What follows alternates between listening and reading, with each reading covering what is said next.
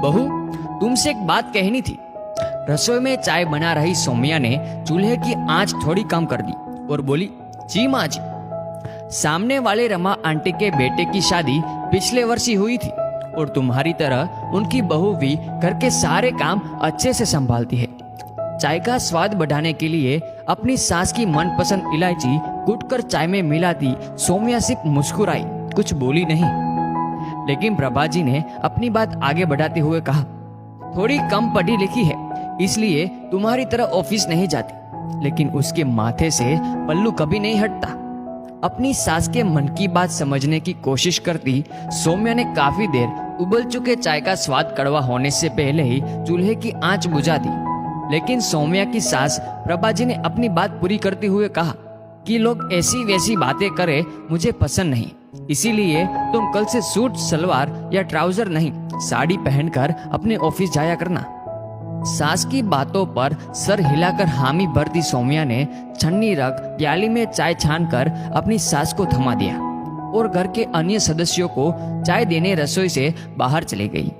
सास बहू के बीच हुई बातों की चर्चा बिना किसी से किए अगले दिन दफ्तर जाने के लिए सौम्या एक सुंदर सी साड़ी में तैयार हुई। हमेशा सूट सलवार या ट्राउजर पहनकर ऑफिस जाने वाली सौम्या को साड़ी में देखकर उसका पति मुस्कुराया, लेकिन उसके ससुर तनिक हैरान हुए। रोज की तरह सौम्या ने अपने पति के साथ दफ्तर के लिए निकलने से पहले सास ससुर के पांव छुए और रोज की तरह प्रभा जी और उनके पति ने हाथ हिलाकर खुशी खुशी बेटे बहू को दफ्तर के लिए विदा किया। आज सौम्या के ऑफिस में कोई फंक्शन है क्या? वही बरामदे में रखी कुर्सी पर बैठते हुए सौम्या के ससुर ने आखिर अपनी पत्नी से पूछ ही लिया। ऐसा कुछ तो उसने मुझे नहीं बताया। असल में आज सौम्या साड़ी पहनकर ऑफिस के लिए निकली, इसलिए मैंने पूछा। अब से रोज साड़ी पहनकर ऑफिस जाने के लिए मैंने ही उससे कहा है। नई नवेली बहू पर उसने सास होने का ठोस जमाने की कोशिश करती पत्नी की ओर देख सौम्या के ससुर मुस्कुराए, लेकिन आज प्रभा जी अपने पति पर भी तनिक नाराज हुए। और तुम बहू को हमेशा उसके नाम से क्यों पुकारते हो? अरे तो क्या कहकर पुकारूं? सौम्या के ससुर हैरानी से बोले।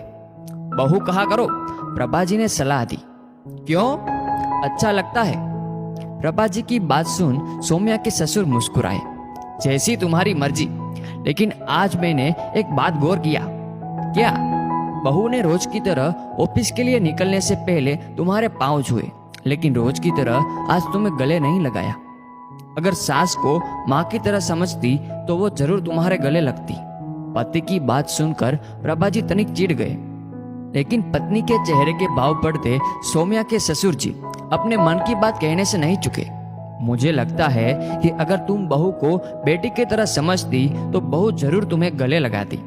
पति की बात सुनकर प्रभा जी गहरी सोच में पड़ गए। शाम को दफ्तर से घर लौटी सौम्या ने महसूस किया कि घर में भीतर सौंगी खुशबू फैली है। उसकी सास रसोई में कुछ पका रही थी। सौम्या ने घड़ी पर नजर डाली। उसे ऑफिस से आने में बिल्कुल देरी नहीं हुई थी। वह रोज की तरह वक्त पर घर पर पहुंच गई थी। खैर, सौम्या झटपट फ्रेश होकर रसोई में पहुंची। रसोई में उसकी सास चूल्हे पर एक और पकोड़े तल रही थी और दूसरी तरफ चाय चढ़ी हुई थी। सौम्या ने आगे बढ़कर सास के हाथ से कलछी ले ली। मम्मी जी, मैं तो बस आ ही रही थी, आपने खामखा इतनी मेहनत कर दी। बहू, तुम रोज दुगनी मेहनत करती हो, मैंने तो आज बस यूं ही मन बहलाने के लिए यह सब किया। प्रभा जी मुस्कुराई, लेकिन सौम्या बीच में ही बोल पड़ी। मेरे रहते आपको यह सब करने की क्या जरूरत है मम्मी जी? जरूरत है बहू। क्यों माँ जी? एक समझदार बहू अपनी सास को माँ समझती है, लेकिन एक सास को भी समझदारी के साथ अपनी बहू को बेटी मानने का अभ्यास नहीं करना चाहिए क्या? प्रभा जी भावुक हो उठी। सौम्या ने आगे बढ़कर अपनी सास को गले लगाया। मैंने तो हमेशा ही आपको अपनी माँ समझा है, लेकिन बहू, मैंने तो दूसरों की बातों में आकर तुम्हें सिर्फ बहू समझने की भूल की है।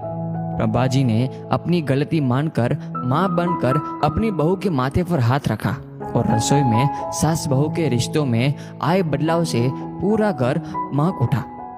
दोस्तों, मेरा आपसे इतना निवेदन है कि आस पड़ोस की बातें देखकर या सुनकर अपनी बहू या बेटे को खरी खोटी ना सुनाए, वरना अंत में आपको ही पछताना पड़ेगा। और अपनी बहू को समाज क्या कहेगा ये सोचकर उस पर टीका टिप्पणी या टोक ना लगाए, बल्कि उसे अपनी बेटी समझकर उसका ख्याल रखे, ताकि पूरे परिवार में खुशी का माहौल बना रहे। तो दोस्तों, इस वीडियो को लेकर आपकी क्या राय है नीचे कमेंट करके जरूर बताएगा। और अगर आपको ये वीडियो अच्छा लगा हो इसे लाइक करिएगा, शेयर करिएगा ज्यादा से ज्यादा लोगों तक। और ऐसे ही और भी इंस्पिरेशनल वीडियोस के लिए सब्सक्राइब करें हमारे यूट्यूब चैनल को और फेसबुक पर फॉलो करें हमारे पेज को। धन्यवाद।